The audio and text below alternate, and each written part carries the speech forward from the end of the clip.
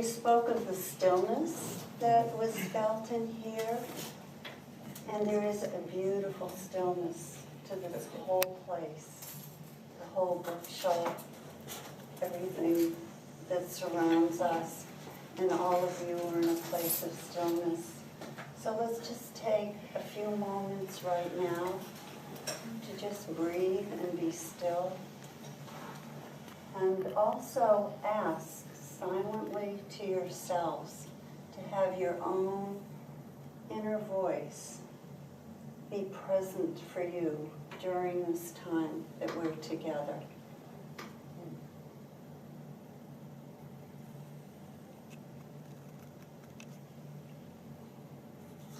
We all come to know, if we don't already, that that is our constant companion throughout our lives. It's the voice that guides us through the storms.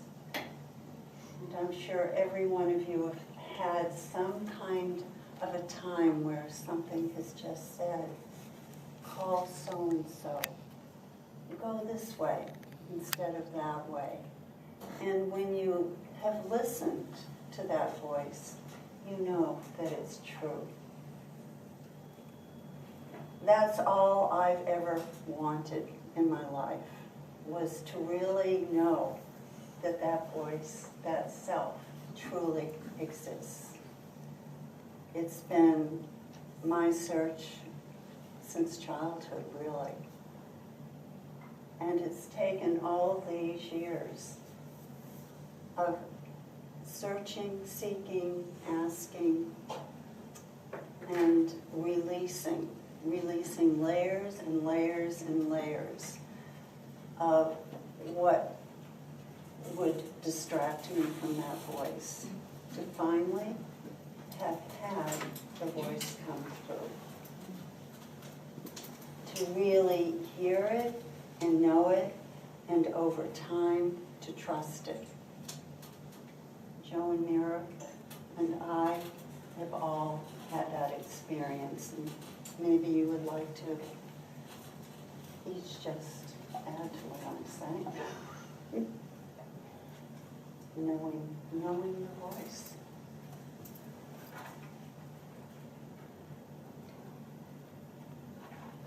Margie insisted, once she heard the voice, that we ask to hear the voice.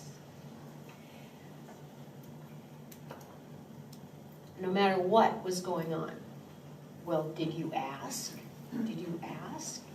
So, because Margie was hearing the voice of the Holy Spirit, who said to her, you will write a book, and I will be giving you messages every morning. I was sleeping in, of course. Margie's up early, living in Maui, wanting to see the sunrise, getting a message, being at the computer, typing quickly, fingers flying. I'm sleeping in Denver. And later then, Margie would type up the messages, and they would be sent right in the email to Mira, to myself, and we would read these messages. And they would be sometimes about Margie walking on the beach and meeting someone that just appeared. But it became a crucial part of the awakening to her experience, to our experience. But it always came back to one thing. Are you asking to hear the voice of the Holy Spirit? And the reason we say Holy Spirit, that was what we were told. We knew it's, over time, it's the voice of our higher self. So we didn't care what we're calling Holy Spirit. That was a very Christian term for us. I grew up a Lutheran, and it didn't matter. We had been through so many different paths and Sufism and all kinds of things. We loved all of it. It was always the perfect thing to do at the time. We needed it, and it was step by step by step that we were led to this place.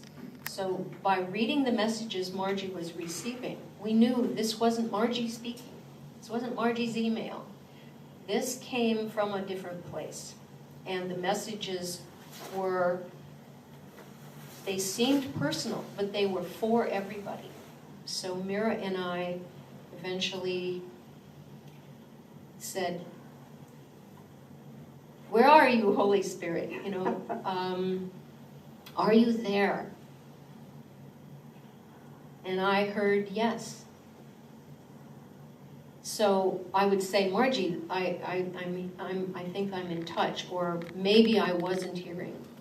And eventually, though, and I'll let Mira speak to this too, eventually we were all hearing the kind of message that said to us, you're hearing the same voice. You are the same. Yourself, your higher self, it's the same self.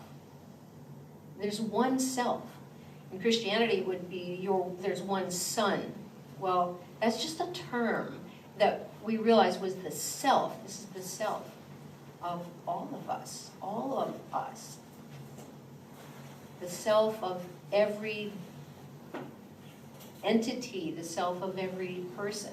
So I listened to Margie because I love her, and we hear the voice. She is hearing it to write the books. She's scribed 12. She's on her 12th book. And Mira and I are very grateful we aren't having to do that. We do look through the books and we do review the messages, but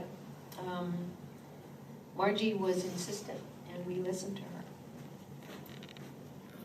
You listened, and the voices that they are both hearing, it's the same voice.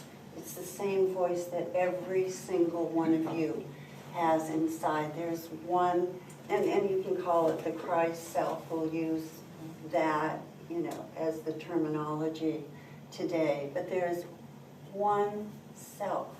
There's one Son of God. We can talk of it symbolically that way. And that means that we are all the same. On the outside, we all wear different costumes. But if you took off the costumes, that self would be the same self in each one. And I know that voice that comes through me, and they get long messages too, as long as we want and as much as we ask for. It's the same exact voice with the same words and the same love that you read in the Course in Miracles, or in Jesus Calling, or God Calling, or in Personal Life. Those are books I know. It's the same. We are one. We are one.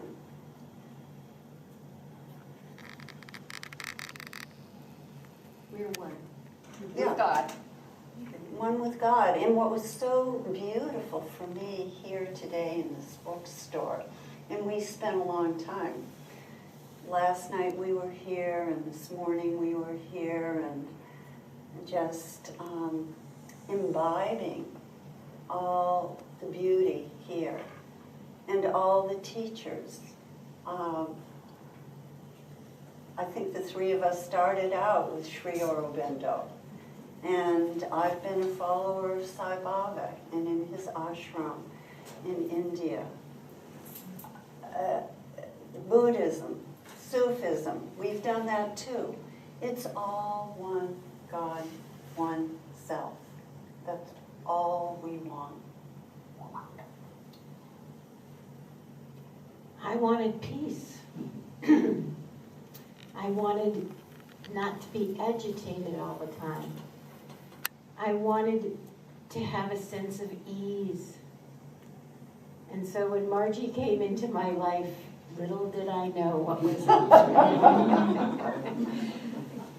I had been a seeker. I had gone through so many iterations, many of them psychologically based, because that's what I knew about. And I was always longing for something more. And I didn't understand what was going on.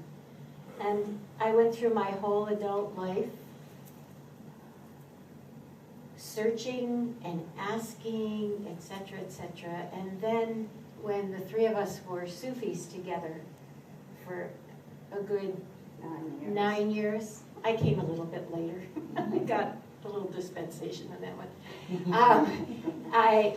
We began to have a union among the three of us that we were able to take and then share A Course in Miracles after we decided the Sufi path was just not quite going to work for us. And yet we had so many beautiful beliefs and understandings from that. It was just a wonderful, wonderful time for all of us. And yet, there was something more. There was something more. We hadn't found the answer. And so, the next step was A Course in Miracles came into our lives. And we sat there, and for starting about 10, 12 years ago, we went through all of the Course and all of Ken Wapnick's commentaries, and we did it daily, and we would spend 2-3 hours a day individually, and then we would connect with one another on the internet or on the telephone, and finally some things started settling down a little bit. But it took a long time to go through that, and what we understood is that we were making an effort to remove the blocks to hearing the voice of the Holy Spirit. And then, after we went through maybe 8 years of this on a daily basis, Margie in Maui, Joe and I in Denver, we said, okay, it's time. And Margie said, we must ask, because she had begun hearing the voice. And so that really was the beginning of me. My search was over because I stopped, I asked, and I heard answers. I would write a question, and then my hand would all but move itself. And then I would read it afterward, and I'd go, really? And the answer was yes, really. So, for the first time, about 4 years ago, I knew the search was over and that I could rest and relax in peace. Not always. That's the key. We're still working on that. It isn't that the ego disappears. We've been working on, really, it was taking back projections, all our negative judgments, usually of members in our family. We'd have to see that this thing I can't stand about my sister, I really better see where that is in myself. So everyone that I judged, and we judge all the time. I mean, I live on the beach. I'm judging everybody I see. I have to take it all back. You know, look at that bathing suit, look at that person who's not paying attention to their children going into the big waves. Critical, critical, critical. Take it back. Where am I critical inside? You know, where am I hateful inside? And the more I take it back from outside of me and into me, I've forgiven my brother. And I'm using language of the Course here, the brother. And in forgiving my brother, I'm forgiving myself. And you see, doing that day in and day out, because we made sure that each of us was doing that. We weren't joining each other on criticizing this one or that one or blaming this one or that one. We were saying to each other, where is that in you? Have you asked the Holy Spirit for help? although that was even before the Holy Spirit's voice came.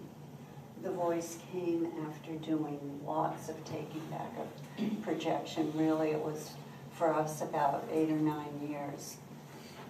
And then I woke up in the middle of the night, 3 o'clock in the morning one night, and the word "right" in great big letters was across the screen of my mind. And the word "right" came in that soft thought voice in my mind. And I said to the voice, and I knew it was the Holy Spirit because that's what I've been working with all my life to know, and it had certainly spoken to me throughout my life, but I'd never identified it. And I said, if you want me to write a book, because I knew that's what it wanted, I said, you better give me a dream and show me the book. And then I went back to sleep again, and there was the dream. This beautiful dream of walking down the street, and a little boy is beside me, and I know now that has to be the Christ self. And he covered us both together in a blanket, and we walked together, and a father came and offered me a book, and on the cover of the book it had a rotunda. And I knew in the dream that that was the joining of all humanity. And I had a little sack with me, a little soft sack, and I placed the book in the sack. And when I woke up, the dictation started. And I always sleep and have all my life, almost, with a pad of paper and a pencil that doesn't roll. And I have my head like that and my hand like that. And I just write away in the dark. Sometimes they overlap, but he started talking and I started writing. And then throughout nights thereafter, as I'd have a dream or a thought in the night, I could write it down. I would say, Holy Spirit, what is your meaning? What would you have me know? What do you say? And then write. So the beginning of the book was a little discombobulated because it was night and day and night. And now it's just a steady. You wake up 5:30 in the morning, Holy Spirit, what's your instruction today? He usually says, go to the computer. I go to the computer, and usually it's about 1,000 words, 4 paragraphs a day. And when you have 4 years of that, you've got a lot of books.